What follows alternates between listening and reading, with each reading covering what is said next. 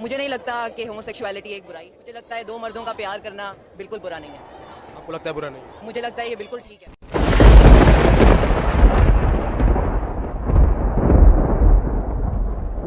اور اسی طرح جب ہم نے لوط کو پیغمبر بنا کر بھیجا تو اس وقت انہوں نے اپنی قوم سے کہا کہ تم ایسی بے حیائی کا کام کیوں کرتے ہو کہ تم سے پہلے اہل عالم میں سے کسی نے اس طرح کا کام نہیں کیا، یعنی خواہش نفسانی پورا کرنے کے لیے عورتوں کو چھوڑ کر مردوں کے پاس آتے ہو. حقیقت یہ ہے کہ تم لوگ حد سے نکل جانے والے ہو. اور ان لوگوں سے اس کا جواب کچھ نہ بن پڑا، اور بولے تو یہ بولے کہ ان لوگوں یعنی لوط اور اس کے گھر والوں کو اپنے گاؤں سے نکال دو کہ یہ لوگ پاک بننا چاہتے ہیں. تو ہم نے ان کو اور ان کے گھر والوں کو بچا لیا، مگر ان کی بیوی نہ بچی کہ وہ پیچھے رہنے والوں میں ہو گئی. اور ہم نے ان پر پتھروں کی بارش برسائی، سو دیکھ لو کہ گناہگاروں کا کیسا انجام ہوا.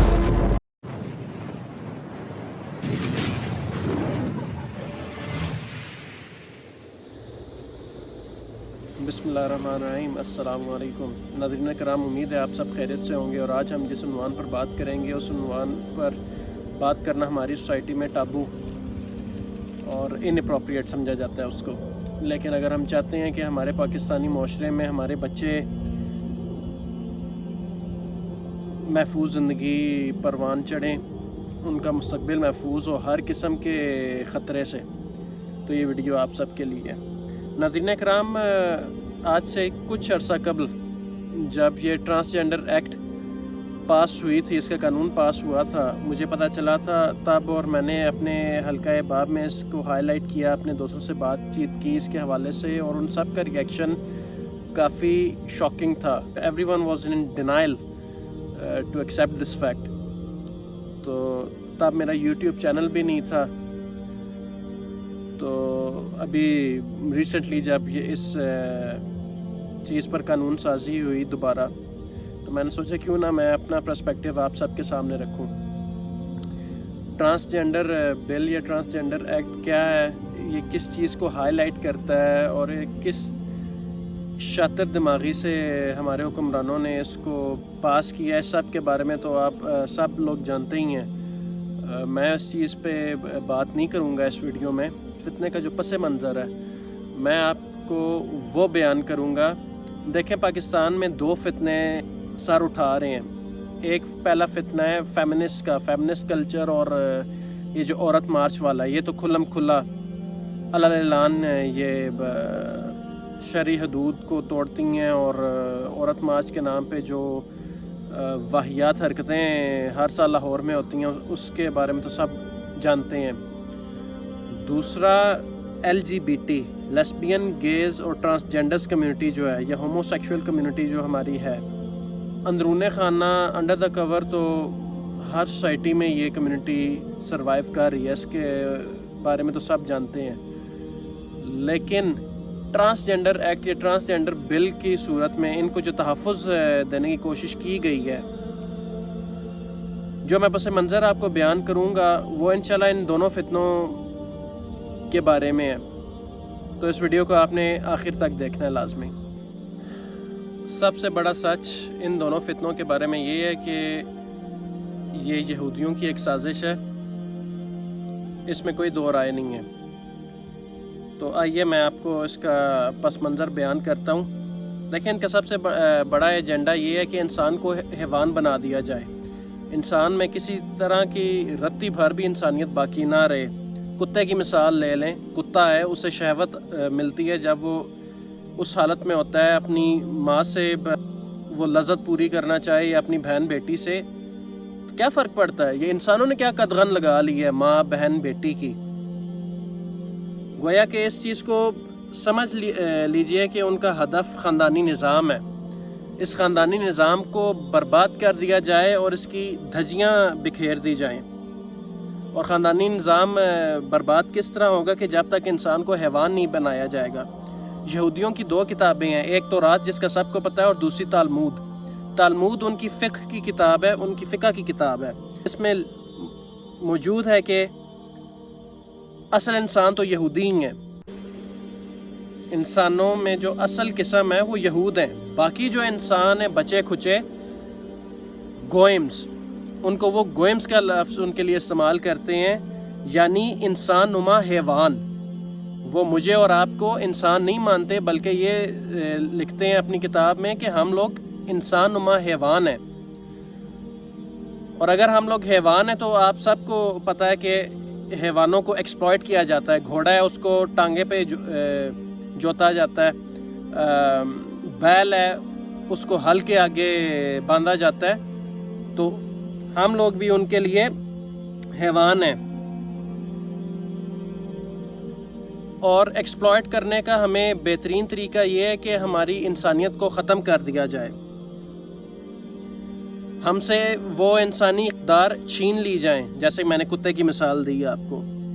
اور اس چیز کا بھرپور انتقام وہ یورپ اور امریکہ سے لے چکے ہیں، جہاں پر شرم اور حیا کی تو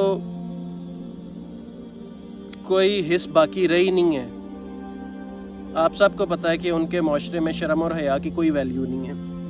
آج سے چند سال قبل کلنٹن صاحب جو امریکہ کے صدر تھے، انہوں نے اپنی اینول اسپیچ میں کہا تھا کہ آنے والے وقت میں جو امریکی نسل ہوگی وہ حرام زادوں پر مشتمل ہوگی۔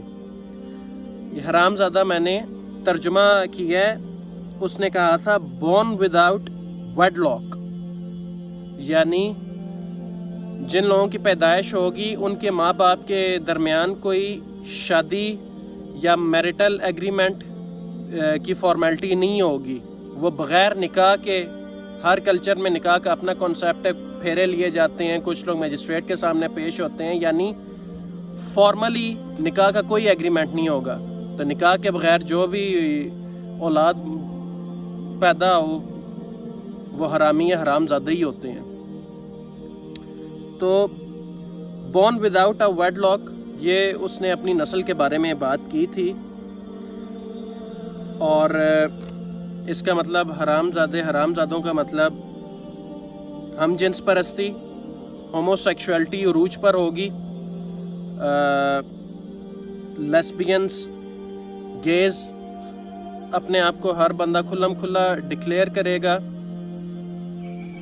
مرد سے اپنی جنسی خواہشات اور لذت کو پورا کرے، عورت سے اپنی جنسی خواہشات اور اپنی جنسی لذت کو پورا کرے۔ کون ہے روکنے والا؟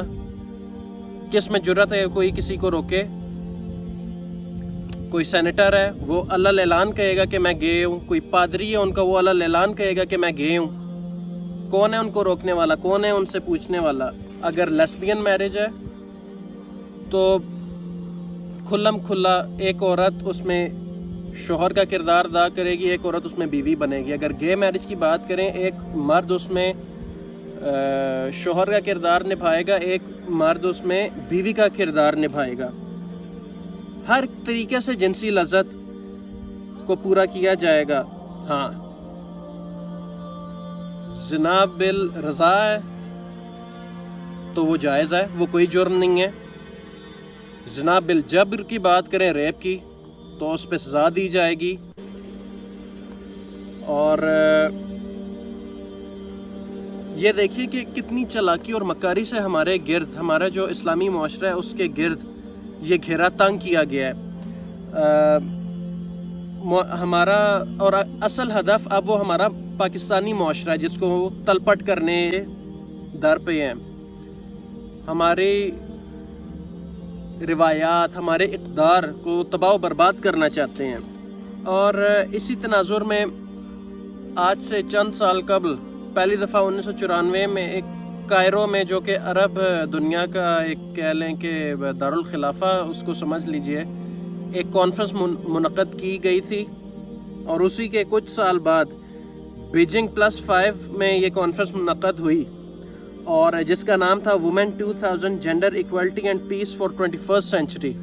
اس کے ذرا آپ چند ہوش ربا نکات سن لیں جو کہ انہوں نے باقاعدہ اپنا ایجنڈا پیش کیا تھا یہودیوں نے، یہ LGBT کی صورت میں۔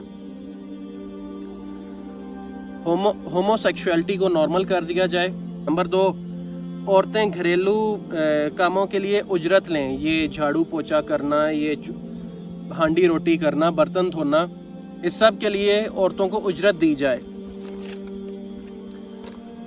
नंबर 3, औरत को हमल की उजरत दी जाए।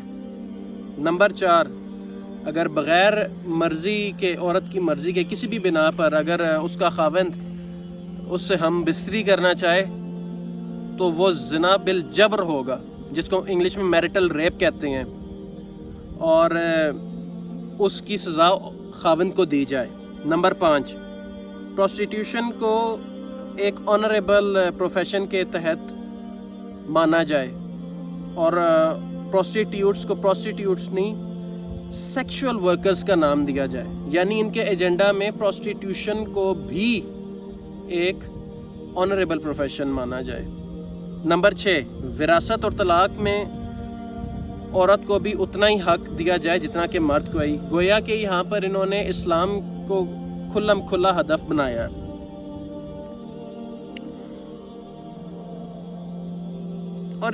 और इन सब चीज़ों का अगर हम खुलासा करें तो ये कि शोहर घर से बाहर चला जाए, उसको बीवी पर एतमाद ना हो, उसको पता ना हो, एतमाद ना हो कि उसके पीछे से बीवी क्या करे, और बीवी जो घर पे मौजूद है उसको पता है कि उसका शोहर बाहर चला गया, उसको अपने शोहर पर एतमाद ना हो कि वो कहाँ मुंह काला करवा रहा है। बाप को ये पता ना हो कि उसकी औलाद है या उसकी औलाद नहीं है। बद एतमादी फैला दी जाए माशरे में।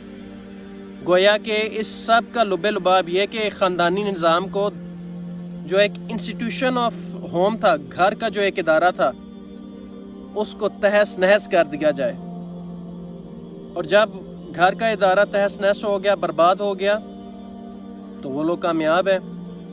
मेरी बात नोट कर लीजिए, घर का इदारा उस वक्त तक ही महफूज होगा जब तक कि सेक्सुअल डिज़ायर्स और सेक्सुअल अट्रैक्शंस जो हैं मियाँ और बीवी के दरमियान मौजूद रहेंगी। जो एक बॉन्ड ऑफ लव है, जब तक उन दोनों के दरमियान वो सेंटर्ड रहेगा तो आपके घर का इंस्टीट्यूशन कभी बर्बाद नहीं होगा। और अगर ज़ाहिर है मर्द बाहर झक मार रहा है, दूसरी औरतों में मुंह काला कर रहा है, इसी तरह औरत है, अगर हया का उनसर इस मुआशरे से छीन लिया जाए तो पीछे क्या रह जाता है। तो मेरे भाइयों, मेरी बहनों, बड़े तरीके से हम पर ये हमला किया गया है। बहुत सोच समझ के हमारे जो हुक्मरान हैं हम पर मुसल्लत हैं, उन्होंने ये काम किया है अपने मगरबी आकाओं को खुश करने के लिए। और अब मेरा आखिर में ये सवाल है कि जितने भी हमारे हुक्मरान हैं जो अपने मगरबी आकाओं को खुश करने के लिए इस एजेंडे पे काम कर रहे हैं, चाहे वो नून लीग है या पीपल्स पार्टी है जिन्होंने ये 2018 में पहली दफ़ा बिल असम्बली में पेश किया था, चाहे ये PTI है जिन्होंने 2021 में इस चीज़ को भरपूर डिफेंड किया था कि ये बिल मुस्तरद नहीं होना चाहिए पार्लियामेंट से। जितनी भी सेक्युलर जमातें हैं, क्या ये इस काबिल हैं कि इनको हम फॉलो करें? क्या ये इस काबिल हैं कि हम इनको लीडर मानें? और जो शख्स आज इनको अपना लीडर मानता है किसी भी बहाने से, हीले बहाने से, वो इस बात को याद रखे कि वो अल्लाह के अजाब को और अल्लाह के कहर को खुल्लम खुल्ला दावत दे रहा है। क्यों? क्योंकि होमोसेक्सुअलिटी अमले कौम लूत है, और कौम लूत के साथ अल्लाह पाक ने बता दिया था कुरान पाक में कि अल्लाह ने क्या किया था। बदतरीन अजाब जिस कौम पे नाजिल हुआ वो कौम लूत थी। अल्लाह के यहाँ जिना से बढ़कर होमोसेक्सुअलिटी जुर्म है।